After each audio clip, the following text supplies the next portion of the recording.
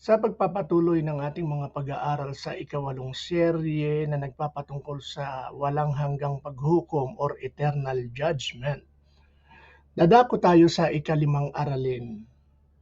Susubukin ng apoy ang bawat gawa.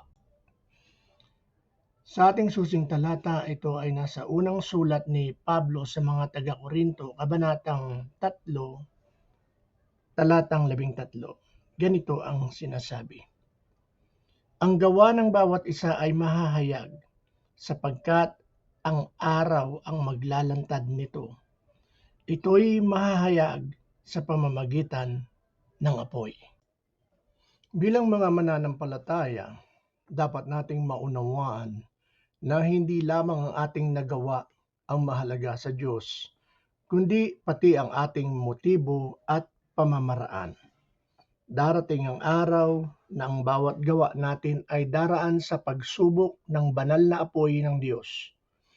Ang pagsusuring ito ay hindi para sa kaligtasan, kundi upang masubok ang katapatan at kadalisayan ng ating mga gawa. Ayon kay Apostol Pablo, ang gawa ng bawat isa ay mahahayag sapagkat ang araw ang maglalantad nito. Ito'y mahahayag sa pamamagitan ng apoy. Ngayong araw, ating suriin ng masinsinan. Ang mga gawa ba natin ay mananatili o matutupok sa apoy? Kalidad higit sa dami, or quality over quantity. Madalas nating sinusukat ang tagumpay sa dami o panlabas na resulta. Ngunit iba ang pamantayan ng Diyos. Mga gawang itinayo kay Kristo ang mananatili. Ang ating paglilingkod ay dapat tunay na nakaugat kay Kristo. Ang mga gawa na bunga ng katapatan, kababaang loob, at pagsunod sa kanyang salita ay tulad ng ginto, pilak at mamahaling bato, matibay at mananatili sa pagsubok ng apoy. Mga gawang may makasariling motibo ang masusunog. Ang mga gawa na may layuning magpasikat, magtagumpay para sa sariling ambisyon, o makakuha ng papuri mula sa mundo ay katulad ng kahoy, dayami at tuyong damo, matutupok sa banal ng apoy. Magsuri tayo ng tapat. Ano ang motibo ng ating paglilingkod? Ang lumang tipan ay nagpapakita ng bigat ng banal na pamamantayan ng Diyos. Sina Nadab at Abihu, mga anak ni Aaron, ay naghandog ng apoy na di pinapahintulutan sa harapan ng Panginoon. Ang kanilang pagsamba ay hindi ayon sa malinaw na tagubilin ng Diyos. Dahil dito, agad silang nilamon ng apoy mula sa presensya ng Panginoon. Sabi sa Leviticus, kabanatang 10, talatang 2, dahil dito, lumabas ang apoy mula kay Yahweh at tinupok sila, kaya't sila'y namatay sa harap ng altar ni Yahweh.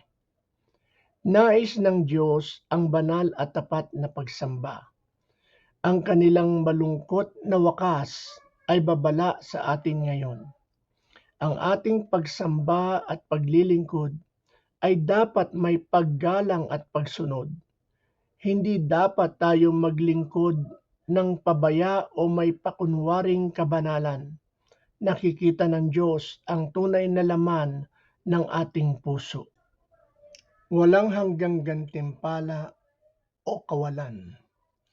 Bagamat ang mga mananampalataya ay naliligtas sa pamamagitan ng biyaya, ang ating gantimpalang walang hanggan ay nakasalalay sa kalidad ng ating mga gawa. Ililigtas ngunit walang gantimpala. Bagaman ang mga mananampalataya ay ligtas sa biyaya, ang gantimpala ay nakabatay sa kalidad ng ating mga gawa. Sa unang Korinto talatang 15, doon sa kabanatang 3, sinabi ni Pablo kung masunog ang kanyang gawa, siya'y mawawalan ng gantimpala, ngunit maliligtas siya gaya ng isang tumakas mula sa apoy. Isang napakaseryosong paalala ang kalangitan ay maaaring maabot, ngunit may panghihinayang sa mga nasayang na pagkakataon. Kaya maglingkod ng may katapatan. Dahil dito, muling italagan natin ang ating sarili sa paglilingkod na may katapatan. Huwag tayong maglingkod para sa palakpak ng tao o sa pansariling pakinabang. Gawin natin ang bawat gawain na para bang ang Panginoon mismo ang nanonood.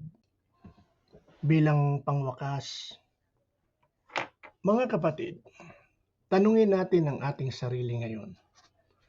Ang mga gawa ba natin ay para sa kaluwalhatian ng Diyos o para sa ating sarili? Ang ating paglilingkod ba ay ginto o dayami? Darating ang araw na lahat ng ating gawa ay daraan sa apoy ng banal na pagsusuri. Mamuhay tayo araw-araw na may kamalayan. Ito na ang huling pagsusulit ng ating pananampalataya. Naway ang ating mga gawa ay manatili, magbigay ng kaluwalhatian sa Panginoon at sumunod sa pamantayan ng kanyang kabanalan. Ipagdasal natin na mula ngayon, ang lahat ng ating paglilingkod ay tunay na magpupuri sa Diyos at tatagal sa harap ng apoy ng kanyang katwiran. Salamat po.